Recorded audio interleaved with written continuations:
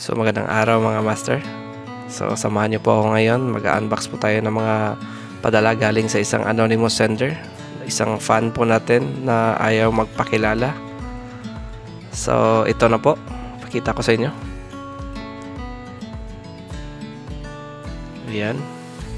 So I'm sure may idea na kayo kung ano ito. So tara, samahan niyo ako para mag-unbox tayo.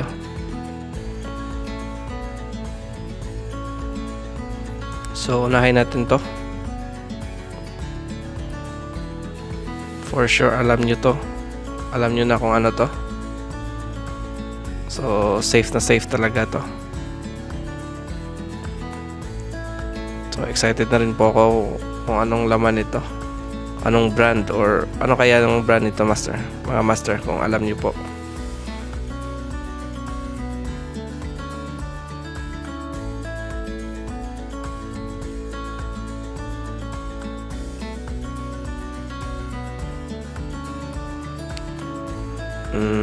Ayun. Eto na.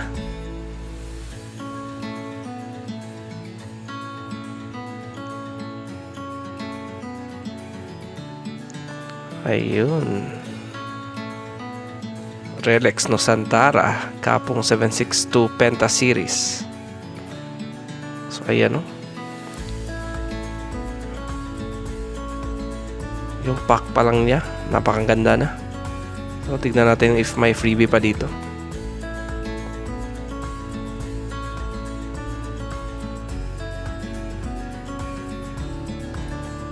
So, wala na ata. So, ito. Kapong 762. Penta Series from Relics Nusantara.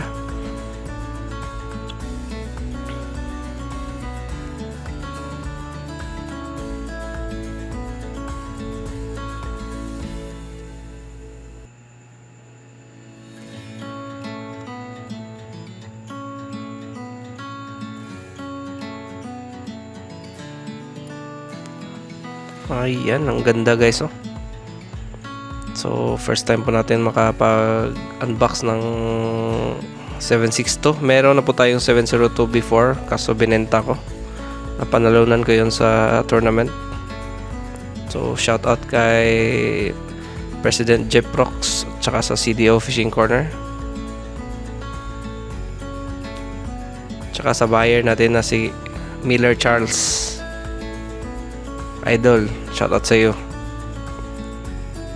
So ayan na. Itong dalawang pieces ng rod. Ayan, nakalagay. I-flash ko na lang sa screen yung naka-zoom na picture nito. Tsaka ito yung kanyang reel set.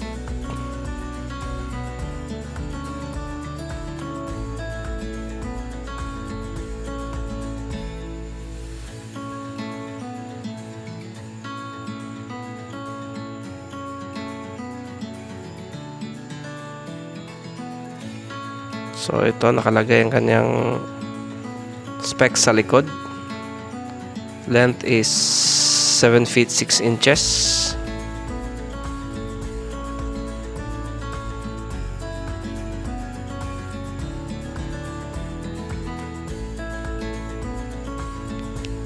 Ito kanyang legendary clicker ng mga Kapong brand.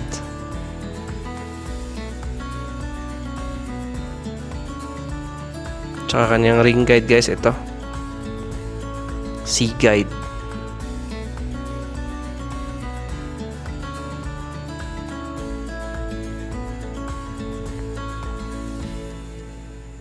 So kaya ko binenta yung Kapong 702 guys kasi meron akong isang UL, yung ating Daido Emperor na 702.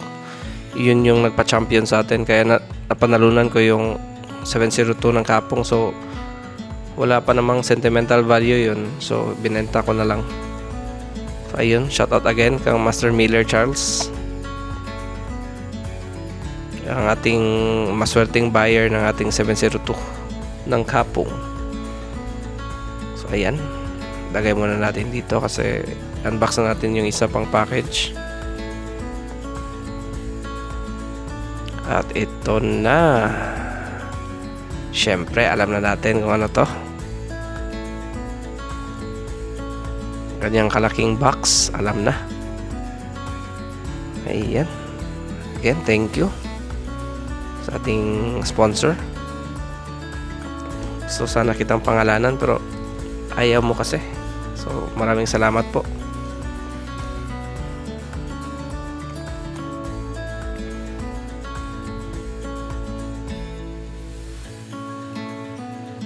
Ayan.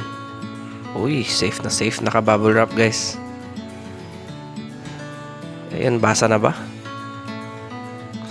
Tanggalin muna natin tong bubble wrap.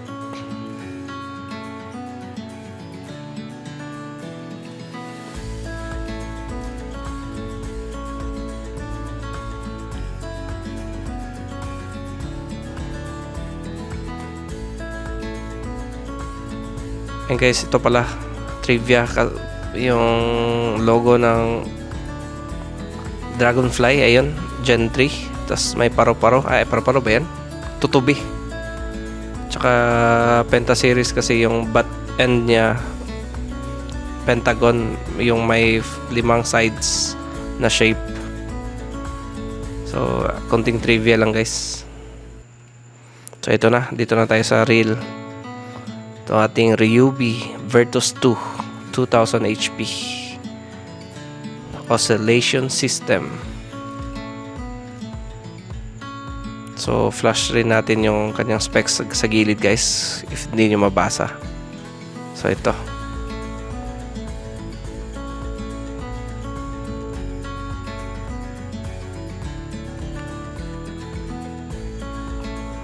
Tara, buksan na natin.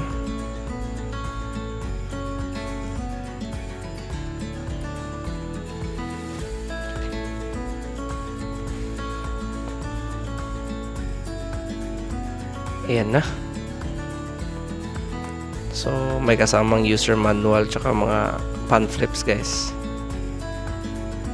So, if may mga nasira kayong parts, tignan nyo lang to para malaman nyo kung anong number tsaka anong pangalan ng pyesa na dapat nyong palitan.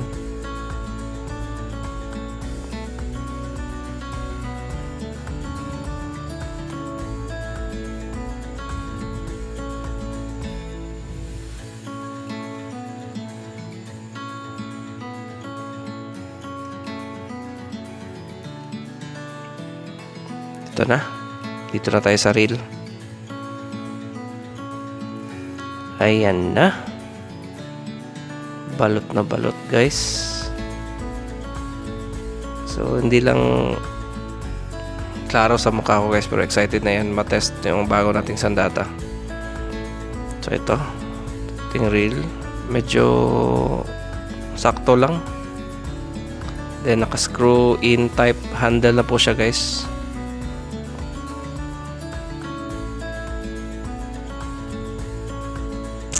So, parang modern na din to. Pero parang 3 years na ata itong nilabas na reel. Pero gustong gusto ko yung kulay niya. Tsaka yung build niya. At tsaka yung design. So, nagagandahan talaga ako. Kahit na may nabasa ako na medyo mabigat daw to na reel. Pero sanay na naman ako. Kasi halos medium yung ginagamit ko, medium setup. So, nasa 3000 series up yung mga reels ko.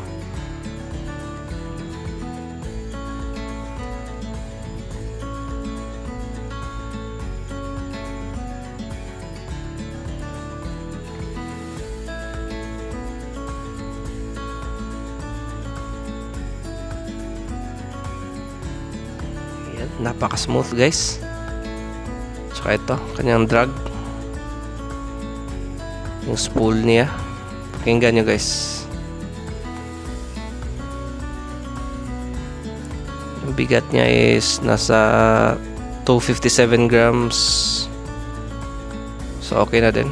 Sanay na ako sa mga mabibigat na reel.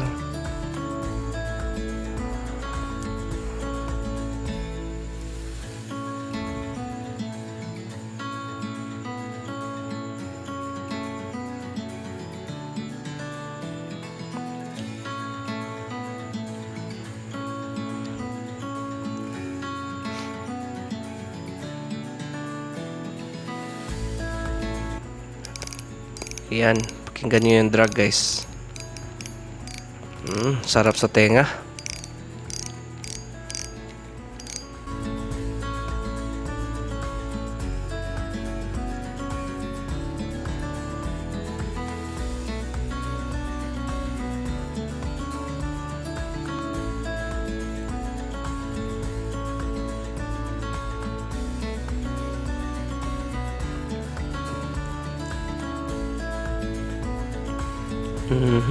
Carbon Lodi. Ganda. Sakto lang yung bigat na. Parang kayang-kaya niya yung mamaw talaga.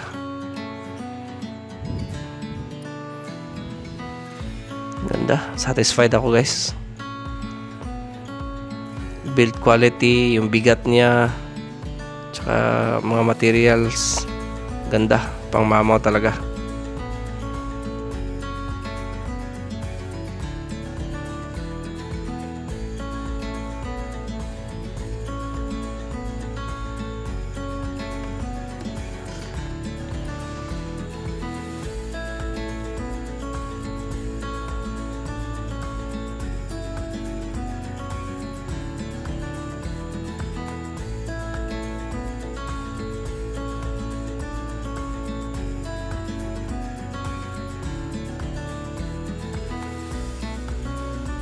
So hindi ko na to bubuksan guys kasi ayaw pa na ma-touch yung nasa loob nito, baka kasi lumuwag. So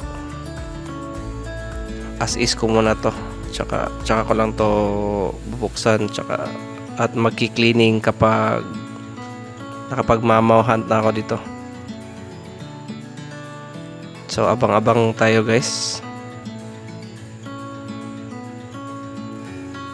So, set aside muna natin kasi unbox na natin yung pangatlong package natin.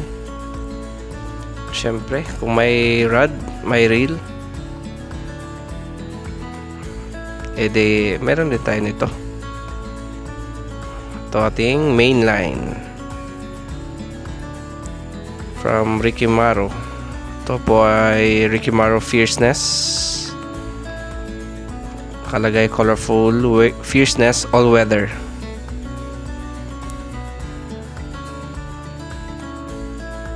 So first time ko din gumamit ng Rikimaro guys. So sana okay to. Nasa 10 lb po guys. 10 pounds tsaka naka 0.8 millimeter kanyang diameter. So paki-comment naman dyan mga master if nakagamit na kayo nito, if then feedback na din kayo if maganda ba tong line na to, kasi if maganda magsistick na ako dito sa lahat ng mga reel ko. So may pa freebie pa sila na fluorocarbon leader line, 8 pounds.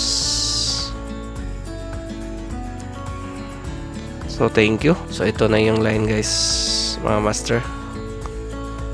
Manipis din po siya, pero mas manipis pa yung spider braid ko na 12 pounds. So napakanipis nun, parang pang 6 pounds or pang 4 pounds. Ito medyo halos magkasing tulad lang, pero okay na din kasi pang mamaw naman to na setup. So expect ko na pang mamaw rin tong kanyang performance. So ayun, excited na po ako guys. So salamat po sa inyong panonood, tsaka sa ating sponsors na ayaw magpakilala. Maraming salamat po sa iyo. So samahan niyo po ako, subaybay lang po kayo sa ating channel at sa ating field test ng ating bagong sandata. So don't forget to like and subscribe our YouTube channel, Hasan Anglers, tsaka ating FB page. And comment na din kayo guys, then para ma-shoutout natin kayo sa susunod nating video. So salamat mga master, dito na lang, peace out.